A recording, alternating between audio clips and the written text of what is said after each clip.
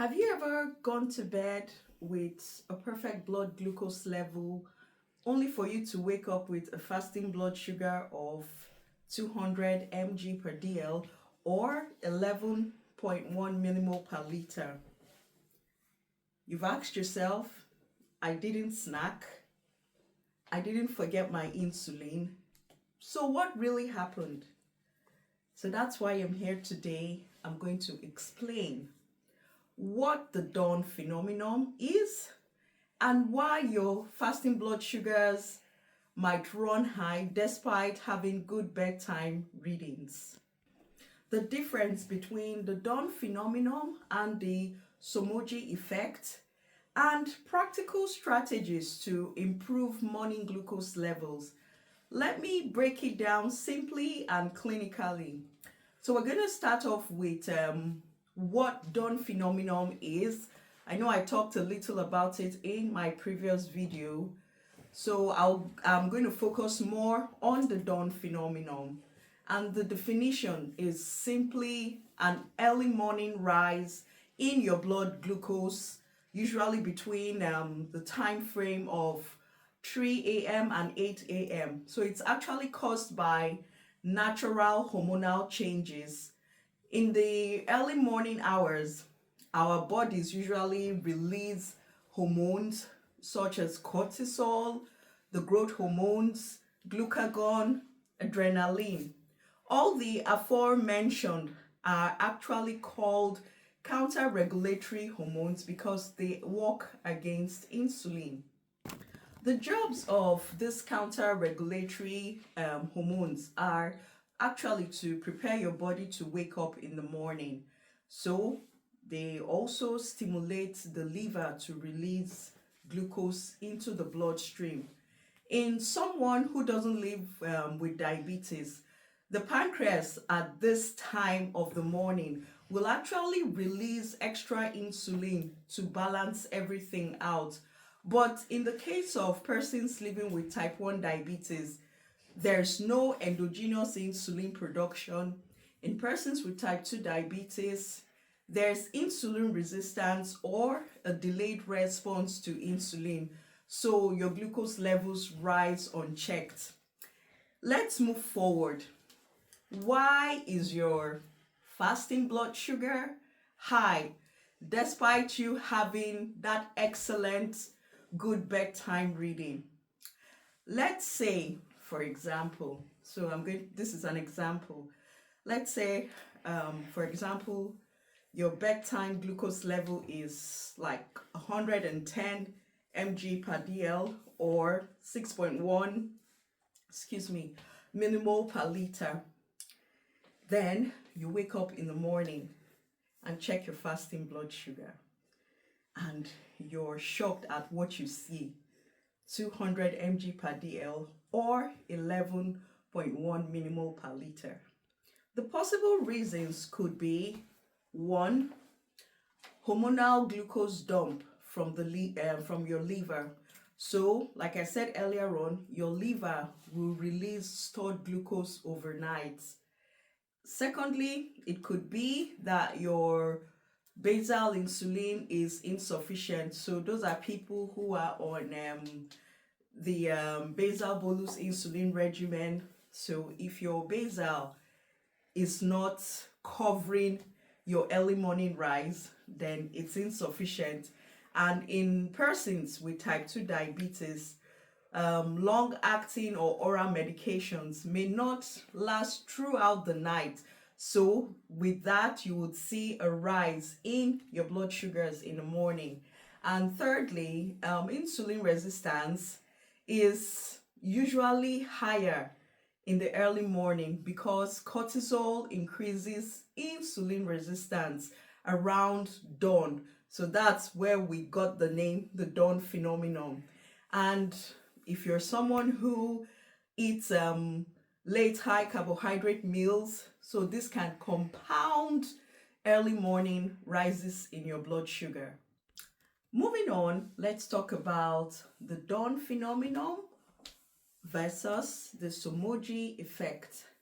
So it's very important that we understand the difference between these two. The Somogyi effect is when you go low at night and then your body tends to overcorrect with stress hormones, and then you wake up in the morning and your blood sugars are very high. So now the difference between the Somogyi and the dawn phenomenon. To know which one you have, you would need to check your blood sugar readings between 2 to 3 a.m. for a few nights. If normal or high, then it is likely the dawn phenomenon. But if you notice low sugars, it is possibly the Somogyi rebound. So with CGM users, this is much easier to catch. The next question might be, does this happen in both type 1 and type 2? Oh yes, the answer is a resounding yes.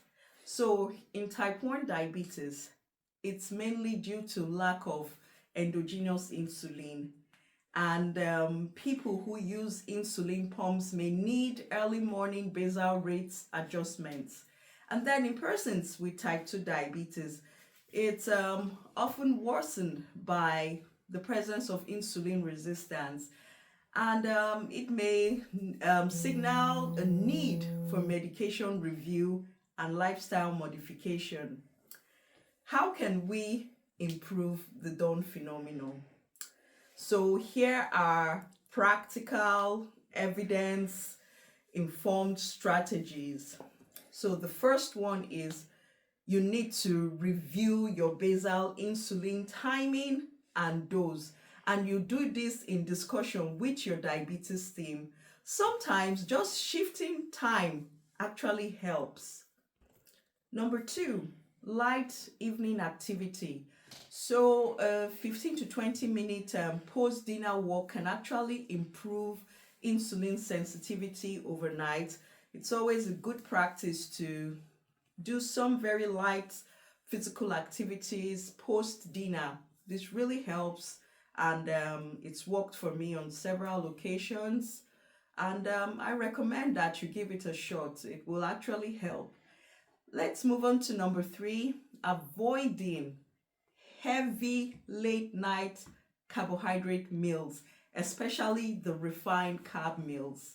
This is something most of us tend to do as things we've grown up with, so it's good to unlearn like having very late night carbs.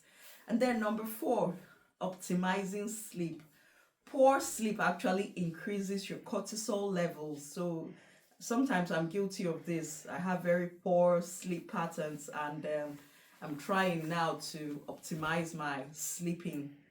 And number 5, you need to address the cause of the insulin resistance. You can start off with weight management, resistance training, or circadian aligned eating. So this is actually what we call the time restricted eating. And number 6, medication review. I've mentioned this earlier. So adjusting the timing of your oral medication or the addition of a long-acting insulin in tandem with your oral medications may actually help.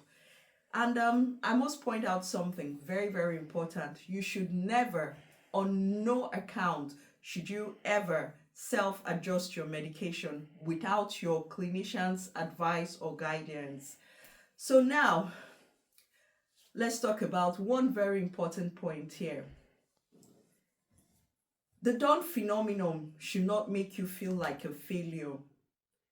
A high fasting sugar does not mean you have failed. And it doesn't mean that you as an individual, you haven't tried hard enough to manage your diabetes. And you need to also understand that your diabetes is definitely not out of control. It is just physiology. It is hormonal, and it is very, very common amongst people living with any type of diabetes. So understanding the dawn phenomenon will give you power to know how to make adjustments that will improve your blood sugar levels. If this video has helped you understand why your morning blood sugars are high despite good bedtime readings, I need you to go ahead and share it with someone who lives with diabetes. Comment below. Do you experience the dawn phenomenon? What has helped you manage it? Remember, diabetes management is not just about willpower, it's about understanding your body. As always, when I ask questions, I will like to give my own answers, and I'll look forward to your comment. So, like the first question, have you experienced the dawn phenomenon? Oh, yes, I experienced it so many times, countless times in the earlier years of living with diabetes. But over time, when the right adjustments to my insulin were made, I was able to move past the dawn phenomenon. Okay, second question. What has helped you manage it? Like I said, my basal rates were actually adjusted to meet my needs in the morning. So splitting my long-acting insulin when I was on multiple daily injections really helped. So having morning and night doses helped me cover that early morning rise in my sugar levels. And changing my lifestyle as well. My dietary intervention, the time restrictive eating, also improved everything for me. So just discuss with your healthcare team and find out what works for you. Let your body speak to you, and you move with what your body tells you. Remember, diabetes management is not just about willpower, it's about understanding your body. Remember to like, subscribe, and hit that notification bell, and I'll see you all in my next video. Bye.